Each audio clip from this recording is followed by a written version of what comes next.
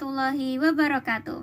Di sini saya akan memaparkan tentang teori belajar konstruktivisme dan cara penerapannya. Sebelumnya, perkenalkan, nama saya Fitria Anggraini dari Prodi Pendidikan Guru Sekolah Dasar, Fakultas Keguruan dan Ilmu Pendidikan.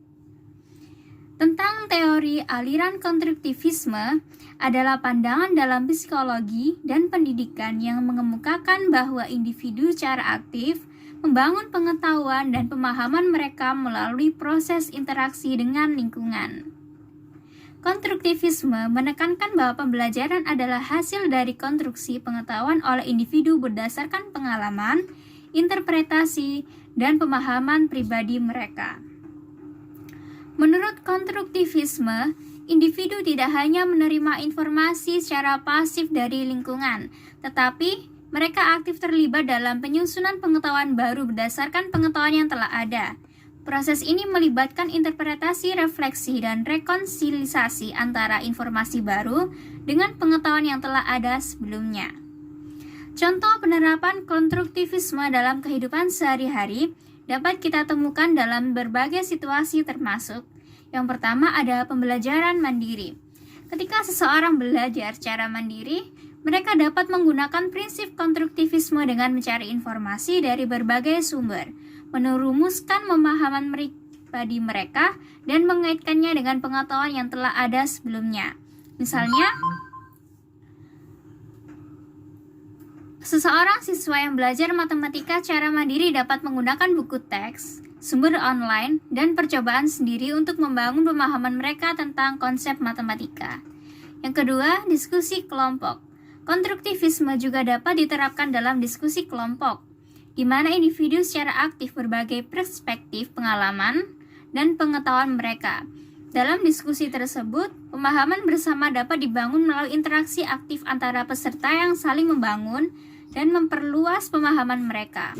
Contohnya adalah diskusi kelompok tentang isu sosial, di mana setiap anggota kelompok dapat berkontribusi dengan pandangan dan pengalaman pribadi mereka untuk membangun pemahaman bersama.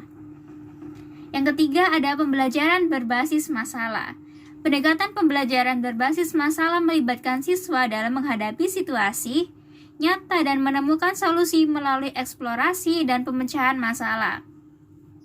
Dalam proses ini, siswa secara aktif membangun pengetahuan mereka sendiri melalui eksperimen, diskusi, dan refleksi. Misalnya pelajaran ilmu pengetahuan, siswa dapat diberi tugas untuk merancang, melaksanakan eksperimen sendiri untuk memahami konsep-konsep tertentu. Yang terakhir ada simulasi dan permainan. Simulasi dan permainan sering digunakan sebagai alat pembelajaran konstruktivisme.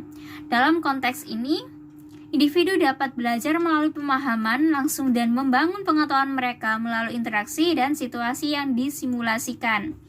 Misalnya, dalam situasi permainan peran mana yang peserta memainkan peran seorang manajer, individu dapat memahami tantangan dan membuat keputusan yang memungkinkan mereka untuk membangun pemahaman tentang manajer dan kepemimpinan. Jadi, kesimpulan tersendiri dari teori aliran konstruktivisme menekankan peran aktif individu dalam membangun pengetahuan dan pemahaman mereka. Menerapkan konstruktivisme dalam kehidupan sehari-hari dapat ditemukan dalam berbagai konteks pembelajaran, seperti pembelajaran mandiri, diskusi kelompok, pembelajaran berbasis masalah, serta melalui penggunaan simulasi dan permainan sebagai alat pembelajaran. Sekian pemaparan dari saya, kurang lebihnya mohon maaf yang sebesar-besarnya. Wallahul muwaffiq ila aqwamit thoriq. Wassalamualaikum warahmatullahi wabarakatuh.